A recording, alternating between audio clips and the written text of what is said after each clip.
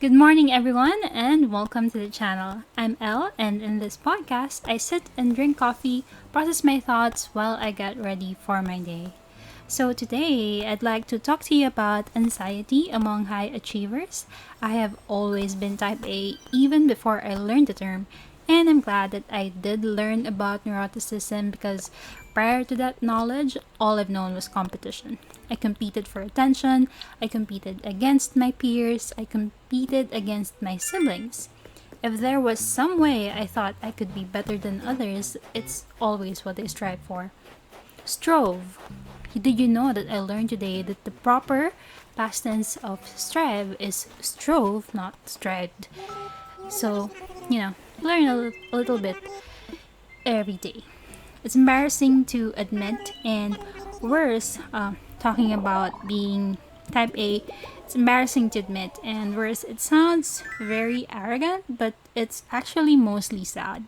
You grow up measuring your self worth based on external factors such as accolades and achievements, and any form of lack of success sends one a downward spiral.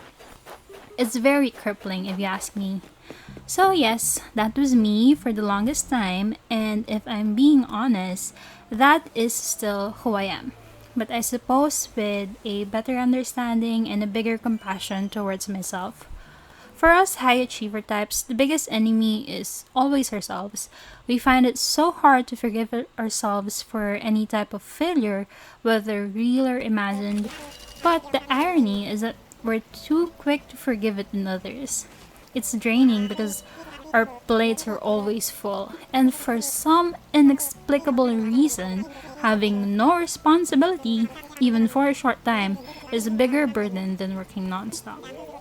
It sounds illogical perhaps, but if you're like me, do share a story in the comments below. So, I found this article from Psychology Today by Dimitrios Satiris. I apologize if I pronounced that wrong. The article is called 5 Anxiety Provoking Habits Among High Achievers, Practical Tools to Break These Habits and Reduce Anxiety. I'll be honest, the advice found in the article is nothing new. But like I said, growing up with such a personality, it's good to be reminded of these things. So, if you are an Amy Santiago type like me, sit comfortably and let's learn how to manage our anxiety. The first habit listed is that high achievers have a hard time saying no. Sound familiar? Type A personalities are reliable and can be counted on to complete tasks and perhaps not merely complete them, but do so in an excellent fashion. Because of this, people flock toward high achievers, and with a sense of obligation and maybe guilt, we accept responsibilities that exceed our maximum capacity.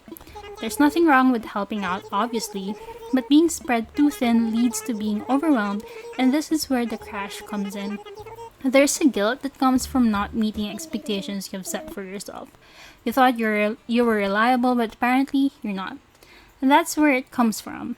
The advice given here: manage your expectations. Adjust your expectations to a more realistic level. I'm sorry, but the majority of us are non superheroes. Save yourself from the burnout by setting healthy boundaries. Learn to say no. There's no need to be impolite about it, after all. One can just always say, I can't right now. The second habit of high achievers is ironic, but makes so much sense. We have a hard time asking for help. And if you ask my boyfriend about me, this would be his biggest complaint, that asking for help does not come naturally to me. Sometimes it's even a struggle. An explanation behind this habit is that high achievers are most comfortable when they are in control. The thing is that no amount of grit and determination can keep circumstances from spiraling out of control 100% of the time. Control is an illusion. Think about it. It's an illusion, isn't it? I mean, we don't even have control over our own bodies. We can observe every health regimen nutritionists prescribe, but at the end of the day, our immune system could still fail us. We have to accept this and realize that we are interdependent in this world. In the same way that we extend our help to others, we should willingly ask for and receive assistance from others when we need it as well. We should learn to delegate tasks without micromanaging. I get that it's difficult, very difficult, especially with big projects that we don't want messed up, but we just have to take that leap of faith. Another type of help I'd like to talk about is emotional support. I think it's something neurotic people don't realize they need until they do. Call a friend, send a message, talk to a stranger.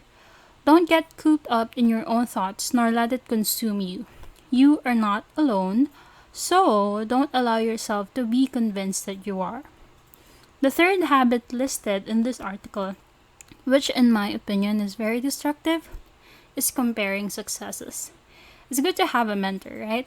It's good to have people you look up to and get inspired by, but comparing yourself to others to measure self-worth is a narrow definition of success.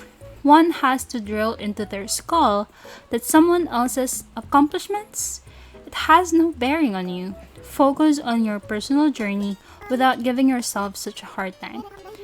Take your time. Walk at your own pace. Take breaks when you need to. Reward yourself when you want to. Set your own goals, set your own timeline. And if you fail, adjust and try again. The most important thing is that you move forward even if you have to pause and reassess for a while. You only lose once you stop trying. The fourth habit is not being present in the moment. The article defines anxiety as not being present in the moment. When we are anxious, we are either looking too far into the future or ruminating on the past. High achievers look too far into the future and are fixated on accomplishing their goals that they fail to enjoy the journey towards the destination. This hits so close to home. As a young teenager, I had my life planned out. I had the timeline and everything. My naive young self did not take into account that life has its circumstances, throwing curveballs at you left and right. I designed a timeline based on the shortest amount of time possible to complete stones, and I strove my hardest, and here I am now, in my late 20s, still dealing with life's hard blows. We need to learn to slow down and appreciate life's journey. We have such limited time on earth. Yes, too little time to accomplish much, but also too little time to appreciate it. Practice some mindfulness meditation, keep a gratitude journal, or incorporate any gratitude practice into your daily life. They say that towards the end of one's life, what we remember most are our regrets. Using the cliche, live, laugh, love. The fifth and last habit that induces anxiety among high achievers is relying on achievement to feel worthy.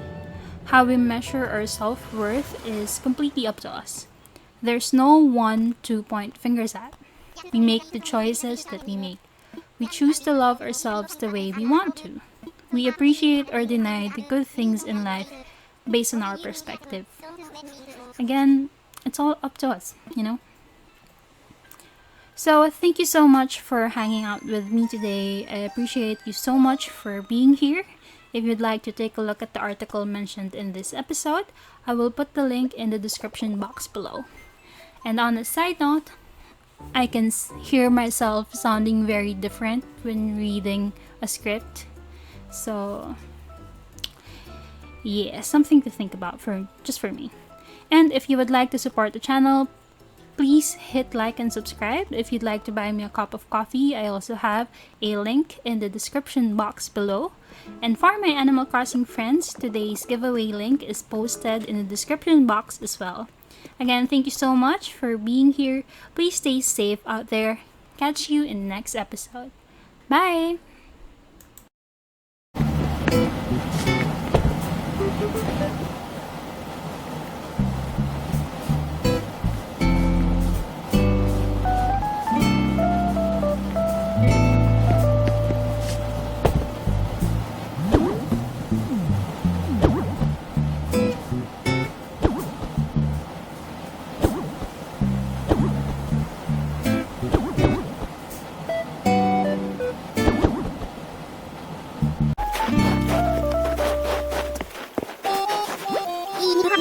をめいている。あわくはゆずはみ。あぶらなびつはそうもんぶはゆず。